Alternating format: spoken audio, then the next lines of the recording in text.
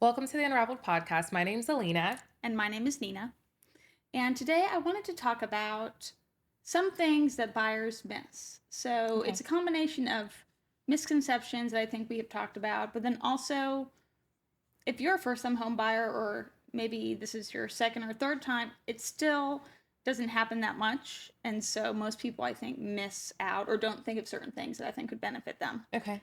So just off the top of my head, a couple things that I think buyers may not think about.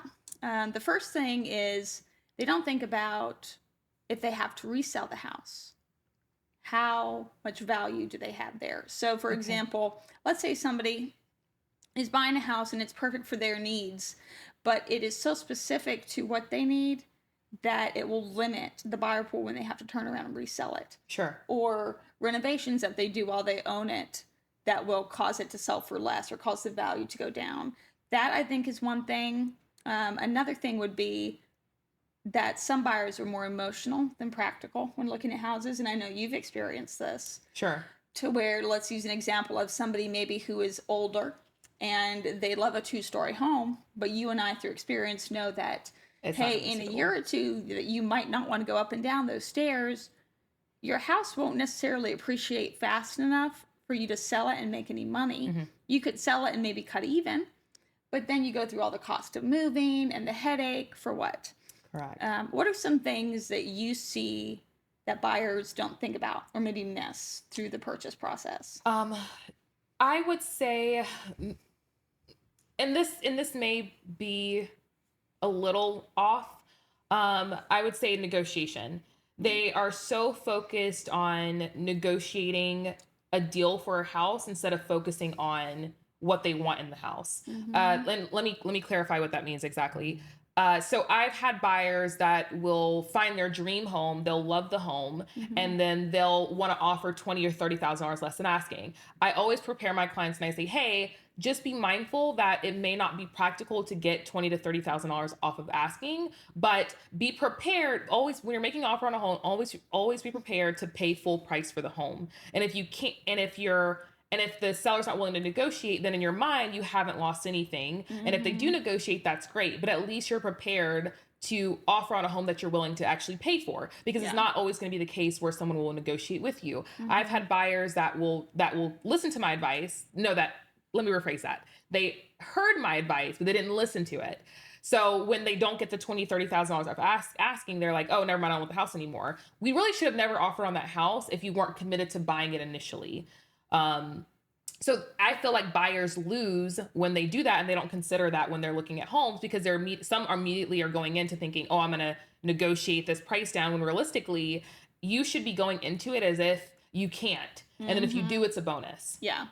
And technically, if somebody really wants to negotiate up front with their initial offer, then at the very least, and I made a video about this the other day, make sure it's a home that's been on the market for a while, because then you increase your chances of the seller being potentially willing to negotiate with you. Correct. There's still scenarios where the seller's not willing to, but if the house has just gone on the market 1 week, 30 days, even in this current market, that's not a long time. Correct. If you send an offer that's $50,000 below the list price, they're most likely not going to accept it. Now, if the house has been on the market for a year, 9 months, maybe it's been relisted 5 times, then you have a better chance. Correct. But it's just kind of being more realistic with expectations. Agreed. And that's the perfect way to summarize it. Be more realistic. Yeah. I would say another misconception that buyers have would be that if they go directly to the listing agent, that they will be able to save on the price of the home. And once in a while, you get lucky and you have that option. And but it's very most rare, times, though. Yeah. The agent's agreement with the seller is between them. So the broker and the seller agree to whatever compensation, because that's negotiable. Correct. It has nothing to do with the buyer. Agreed. So the agent's still going to make whatever money they agreed with the seller. And you just are signing up for no representation. Correct. So you won't necessarily get a deal. You're just losing representation. Agreed. So what are some other things that you're seeing that buyers either just don't know if they're a first-time home buyer, or maybe opportunities they're missing out on? I would say, even just circling back to representation, when you're working with if you're a buyer working with the listing agent who already has the home listed, you still don't get representation there.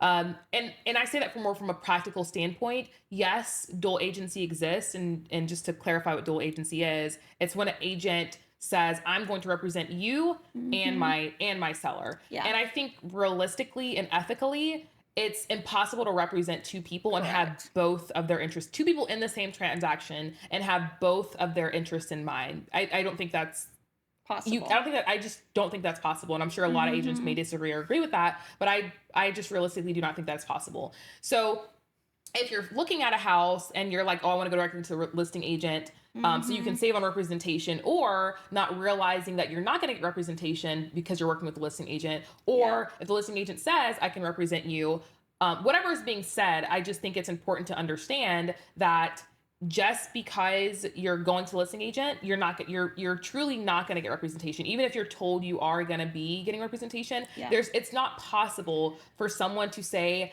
I have your best interest in mind and this other client's interest in mind in the same transaction. Because what's going to happen is, like, and just hypothetically, what if you want to offer $20,000 less than asking, and the agent again represents you and the seller? Whose better interest do you have in mind? Is it the seller to make them the most money, or is it yours to make sure you get the house for a cheaper price, or is it hers to make sure that she's getting paid the most? Like, it's impractical to get representation there. And I've reached out to you before to have you represent a buyer in a transaction that might have happened, just because I advise my clients, I told them in the beginning, like, hey, I cannot represent you in this transaction. I could represent you as a customer, but I cannot represent you as a client, because it's not practical for me to have your interest in mind while I'm having my client's interest in mind. And just to elaborate on what customer and client, the difference between the two: customer is like, oh, you just walked into the store and you can buy whatever you want to buy. I'm not advising you. I'm not coaching you. I'm not doing anything for you, but just drafting. Yes, I'll check you out. I'll draft up the paperwork for you, but that's all you're getting from me. And then client is, I'm advising you. I'm helping you. I'm being more involved in the transaction. So we'll walk with you through the aisles. We'll help you pick out the items you want, which property or which item will get you a better deal. But it's impossible for an agent to try to get the most money for the seller while at the same time trying to get the best deal for the buyer. Absolutely. It's impossible. And I see this happen to also new construction. Buyers will go directly to the agent listing. And I say this as someone who works for builders and sells property for builders. If you are choosing to do that, that is up to you, but understand that the agent is representing the builder. A lot of times builder will offer compensation for a buyer's brokerage. On top of that, they usually will buy down your rate and offer a lender credit and things like that. But if you choose to go directly to the builder, I mean, there's so many things that could go wrong, especially depending on the builder who you are purchasing from. Some are better than others. And so it's just, I think social media and the news, they market certain things to consumers that aren't accurate or aren't necessarily in their best interest. Does it seem like it's a better idea to go directly to the listing agent? I could see how someone might think that. But what you don't know is sometimes when you're buying a new construction house, you still need to get an inspection. I mean, there's so many nightmare stories I could tell, but most people just don't think about that. Agreed. I think it's also important that buyers maybe don't consider is having a realtor who's familiar, when you're picking a realtor, having one who's familiar with the market and the area that you're looking to purchase in. And I'm not gonna lie, like, there's been plenty of times where I'm like showing property 3-4 hours away and I don't know the market, but I'm also very upfront with my client and letting them know, like, hey, I'm happy to show you this house, but I don't know anything about this market. And at that point, it's their decision to say, like, hey, I still want you to show it to me, or no, I'd rather have someone that's more experienced and I'll find you a realtor who is. But I think it's important to find someone who's very well versed in wherever you're looking, or for maybe even whatever type of home you're looking for. Like if it's investment, if it's lakefront, if it's second home, any of that kind of stuff. Because I actually started selling real estate on Lake Hartwell, and it's in, like, they have a Corps of Engineers handbook that's like this thick. There's so many things that you have to know about the lake. I wouldn't say have to, but that are helpful to know about the lake if you're servicing clients that are on that lake. And for me, I know that lake so well because I've sold so many homes there, and that's where I started real estate versus another agent who maybe doesn't. And I've had I actually sold a listing there on the lake not too long ago, and the agent that was representing the buyers was from Atlanta, so she wasn't familiar with the market or the lake and what was needed and all of that stuff. But I didn't mind telling her because, you know, at the end of the day, my job is to get the home sold. So I had to explain a lot of things to her, what she needed to do even after closing, make sure they get their permit and da da da da da. And it worked out perfectly fine. But it is also very helpful and crucial to make sure, especially if you're coming from somewhere you don't know and you don't even know the area, that you find a realtor who's familiar with that market and understands certain things, because it would also help you with your purchase if you're not familiar or if this is your first time purchasing in this area or just purchasing in general. Yeah. And I think it is also very risky for you to hire an agent that's part-time to help you buy. That's a good one. And, you know, I see it happen where an agent's part-time, or maybe it's a family member that has their license and maybe sells 1 to 2 houses. I mean, if you think about it, last year, I think it was only 25% of all realtors sold even one house. So I think it was actually even less than that. And that was in Athens. I know there's like 15 or 1700 so in Athens, agents. So I would say overall, that's what NAR said, that 75% of agents didn't sell a single house. So then you have a percentage that sold 1 house and maybe 2, and maybe 5. And the problem with when someone is part-time, and if you choose to work with someone that's part-time, that's up to you, of course.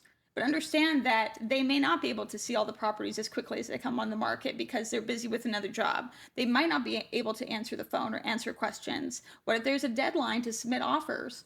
You know, there's so many things, that opportunities where the person's suffering and losing out is the buyer. You will lose out if the agent is not full-time.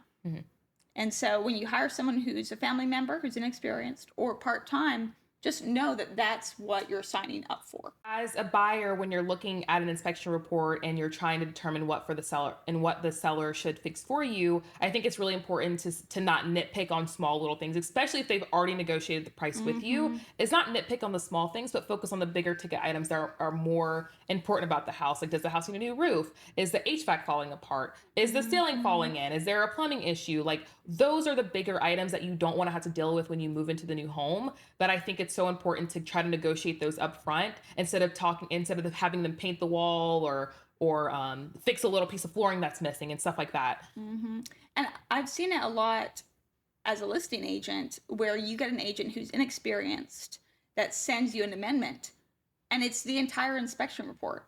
And it angers the seller. The seller doesn't want to work with you at all. Instead of categorizing things by potential cost for the buyer, there's always a solution. But I think if there's an agent that's inexperienced, they don't know how to negotiate. They don't know what the options are. You know, you could get a home warranty. Instead of asking for 30 things, ask for one thing that, let's say, HVAC or the roof or something that really will cost the buyer a lot of money versus, oh, you know, these outlets, you know, need to be updated, or, you know, there's some stains on the walls that need to be painted. In the long run, a buyer's going to spend more money getting an HVAC replaced than having some rooms painted in their house. Agreed. So, again, as a consumer, you can pick whoever you want to. You can pick not to use anyone at all. But just understand there's tips and tricks and benefits that you're missing out on by not being selective with your realtor. Agreed. And I think the whole route, I think how you resolve all of those problems is picking the right realtor and properly vetting them. If you have to interview multiple realtors, that's fine. But I think it's also important that you do that and pick an agent who is very experienced and not someone who's just been in the industry for 20 years and has sold 1 house, because that happens. That truly does exist. You can have agents that talk about, oh, I have 20 years of experience, but they've sold 1 house and they're part-time. And that's not experience, in my opinion. No. That's just you've had your license for 20 years. So I think it's really important that you pick the right agents to resolve a lot of that.